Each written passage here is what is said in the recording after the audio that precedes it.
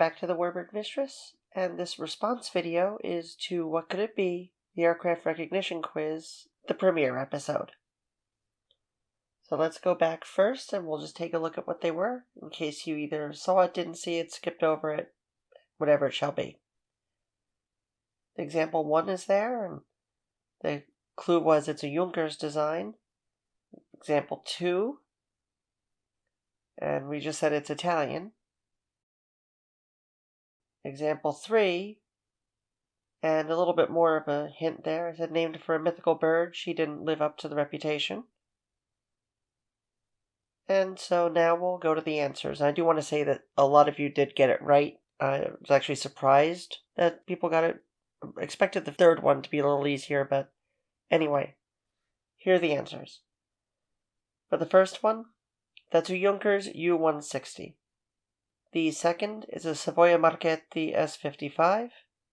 And the third is the Blackburn Roc, which I think a lot of people got, and the hint kind of was a giveaway. So, the Junkers 160. First flew in 1934. It's a 6-passenger liner. It was the development of the Junkers civil liners, including right there you can see the F-24, the U-60, and the U-160. It had 2 crew sitting side by side, 750-mile range, flew at 210 miles an hour, and as a high-speed liner, it cruised at 195, so it wasn't the most efficient aircraft out there in terms of fuel, and it couldn't really get a long cruise going, but it got where it wanted to be, especially on the Berlin-Vienna routes and other similar intermediate civil aviation. 47 of them were manufactured, and it was primarily used by Lufthansa, although their examples were also taken on by the Luftwaffe. There were also dedicated Luftwaffe examples. The Imperial Japanese Navy actually used them. I think they had a couple examples, and 2, I believe it were made for Dainippon Koku Airlines. The more interesting ones were actually used by the Deutsche Versuchsanstalt für Luftfahrt and the Erprobungsstelle at Travemünde. So there's also 2 that kind of stand out that were used in Manchukuo. One was German and sent there. The other one was purchased by a Manchurian directly, so it left the factory, went right there. No intermediate ownership. She was advanced in the sense that she included a much more streamlined fuselage. The passenger seating was much more comfortable. The landing gear was much stronger. And as far as I can see, she's definitely in the same family as you'd say the Heinkel HE-70 Blitz or any of those other single-motor, high-speed, intermediate-range civil liners at the time. More interesting, though, we have the Savoia-Marchetti S.55. I didn't expect so many people to pick up on the flying boat right there. She made her debut in 1924, and she was a 14-passenger twin-hulled flying boat. There were other models that sometimes had 10 or 12 passengers, but in general that was her capacity. The cockpit itself was actually located in a wing rather than in the booms, which were also the hulls. Passengers and the cargo, though, were loaded in there, so you can imagine that she had 5 to 6 crew, depending on what her role was. Had between 10 and 14 passengers. Unladen, she could fly 2,800 miles, which is, for 1924, pretty incredible. She made a lot of records in the Southern Atlantic route. In fact, by 1926, she had set over a dozen world records for carrying a payload at speed and altitude and distance. So she wasn't empty setting these records, in other words. But what really made her famous, though, was that she was able to do the South Atlantic Ocean crossing, which had been done in stages. There was one, of course, the most famous was the Dornier Yacht that had crossed over, and in that trip there was a single stopover at Cabo Verde. But in 1927, you see the S-55 making the crossing. The first single go would be made by João Ribeiro de Barros and 3 other crewmen, and they crossed over on the S-55 named Jahu, and that was around the 24th of April, 1927. Where they flew from Isla Santiago to Fernando de Noronha in Brazil. They then followed up this trip flying out of Sesto Calende, Italy, and in a circle going to Rio de Janeiro, Buenos Aires, all the way up through the Caribbean, into Florida, New York, and then back to Italy. And on 20th of June 1928, Tenente Colonel Umberto Maddalena of the Regia Aeronautica found the Italia. That was Umberto Nobile's airship that had crashed. They didn't expect any survivors, and yet there it was, about 80 miles to the northeast of Nordaustlandet, Svalbard, and it was definitely something that made the Italians famous in aviation, and it would only be cemented in the public imagination outside of Italy when Italo Balbo took a squadron of them, first for crossing the Atlantic, and finally as part of his 24 aircraft taken to the Century of Progress in Chicago. They flew over 48 hours, maintaining a single formation from Orbitello to Chicago. And of course, if you're going to get his attention, you're going to get the attention of the military-industrial complex in Italy at the time. So they were turned into bombers. They had 4 machine guns that were placed in 4 tiny open cockpits, one at the end of each of the booms, each of the holes. So you had something there, and it could actually carry quite a lot of armament when you looked at it. So, it wasn't anything to laugh at, although by the time the war came, you had fewer than a half dozen still in service. They were mostly for training, recon. None of them were in a frontline unit. So, just definitely one of the more interesting samples of interwar aircraft that I think a lot of people, let's just say I was surprised to know that so many people knew what it was. But one thing that may not be known is how many people used it. It was not only by the Regia Aeronautica, it was also by the civil airlines, the Aeroespresso Italiana and the Società Aerea Mediterranea. Aeroflot had a couple examples. Obviously, Aviação Naval Brasileira, the Ejército de Aérea Española. They got a couple from the Italians after the Civil War. The Marina Regala Romana had, I believe, 3 that they used, and they actually did use theirs in World War II. And then in America, she was used as well. Air Via used her to fly between New York and Boston. Marine Air Transport Company used her to get away to the Catskills, the Poconos. It was really used ironically as a short-distance tourist aircraft. And then Alaska Airways, which even, unfortunately, made her what is one of the few flying boat civil aviation disasters.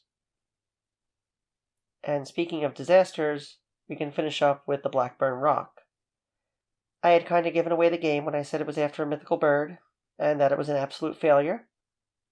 So it was a 2-place turret naval fighter. It was a development of the Skua, which I noticed 2 comments that said it was possibly a Skua, but the Skua, I promise you, is a real bird.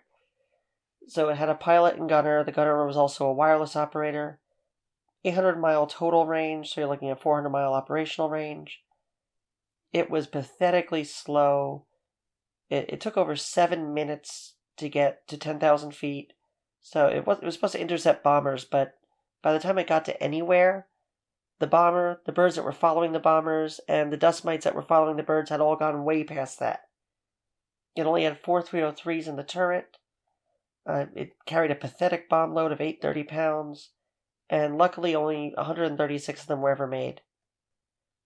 It was just an absolute triumph of haphazard design and wasted time. They even tried to make one a float plane, and that was a joke, but it gave me something to colorize. So at least you can enjoy that little photograph there that I turned into color, because it was certainly more colorful and more interesting than the actual aircraft ever was. The turret itself appears to be separate from the cockpit, but it wasn't that simple. The wireless operator and gunner, the same person, actually sat behind the pilot in this tiny little cabin, but then could easily, and it wasn't as cramped as you'd imagine, got into the turret to use that. It was just, like I said, it was a disaster. Most of them ended up being used as just other roles, anything but what it was designed to do. In fact, it never even landed on an aircraft except for a handful of times, all in one day, in the Norwegian campaign. Where they did end up being used was in searching the channel for downed airplanes, and survivors, of course. They were used as target tugs, and they were basically used as anti-aircraft. They were turned into furniture. Units would just park them at the end of airstrips and leave them there. They were more valuable as an electrically powered turret sitting on the ground aiming at aircraft that could actually do their job than she was trying to take off and be one of them. She was just a mess. So that was the end of the 3, and I did put up that little teaser, I guess you could say, of what is it, the twin boom one that everybody thought was a Fokker. One person got the origin right. And it is actually an aircraft that I ran into, and I had to do a lot of research to see if it was even real. But it's the Repuleur-Musaki-NTZ RMI-8 XV Marton, taken from the surname of Marton Vilmos, and Dejto, of course, Hungarian names, the surname is first. And it was done under the leadership of Varga Laszlo, who was a very famous Hungarian designer. But it was partially because they had some Fokker D.XXIIIs around, and partially because they had a whole lot more Bf-109s around. So that's why it looked like a D-23, but it wasn't. If you really look at it carefully, you'll see that there was some things to her that definitely set her apart, most notably the cockpit and the engines. But of course, one thing I want to make absolutely clear is that despite what you see on the internet, she was never completed. So there was an airframe, but it had been destroyed by Allied bombers, never flew. She was armed with a single 30mm autocannon that ran through the hub. In fact, the mechanics of it were placed behind the pilot and underneath the other motor, which gave it that kind of unique appearance. She had 2 machine guns or 2 20mm cannons. I've read both. Of course, the engines themselves were DB605s, and she was built out of a Bf-109, I believe it was a G, fuselage and cockpit. So definitely a unique idea, but Hungary had some pretty advanced ideas for aircraft. The problem was that they just didn't have the wherewithal to put it all together and have a real great aircraft industry. It's kind of like the Kansas City Royals. They may have had the greatest farm teams going for a long time, but that doesn't mean they could afford to keep great players. And that's Hungary. Just the resources weren't there. Now, a lot of people online quote one particular book, which is a magyarophones honvédség. I don't speak Hungarian, I'm trying here, but there's no real known photographs of it, and moreover, it's not mentioned in that book. And why would I know that? Well, because I may not speak Hungarian, but I can read. I can use Control F to look for things, and I own the book. So I've looked in there, I don't see it. If it is, I'm overlooking it. If someone speaks the language, obviously please tell me I'm wrong. What I do, however, own also is a copy of the article Tibisfadatu Harchu Repulo Gebek Rangeresite Senek Atasa Animetes Magyar Repulopari Capacitato Kihasnatasagara Amasodik Virag Haboroban. And once again, I don't speak the language, I'm trying here. That article covers it actually in detail. I'm going to put a link in there on the bottom. It's written by 2 scholars, published in a peer-reviewed journal, and it's definitely much more interesting to read about there than people who have made it for some video game, apparently, and that's where a lot of this got off. In fact, the images that I've used are from there. If you've discovered it, great. If not, I think it's another wonderful what-if example. And thank you for joining in. I'm definitely going to do another What Could It Be episode because I saw that so many people got engaged. It's going to be easier to produce, so I can definitely make it fun for everybody. Throw in some that are just similar enough, some of them that are rare, some of them that are obvious but interesting, I guess. But tell me what you like, and I'll definitely work on it because it's all really for you. And with that, I want to take the time at the end to thank my YouTube channel members and my Patreon patrons. And, obviously, especially with monetization being what it is, I appreciate everything that you're able to give. But I also appreciate everyone who likes, comments, shares, or even just enjoys any of my videos. So with that, I bid you adieu, and I will see you next time. Until then, This is Claire, and I am the Warbird Mistress. Take care.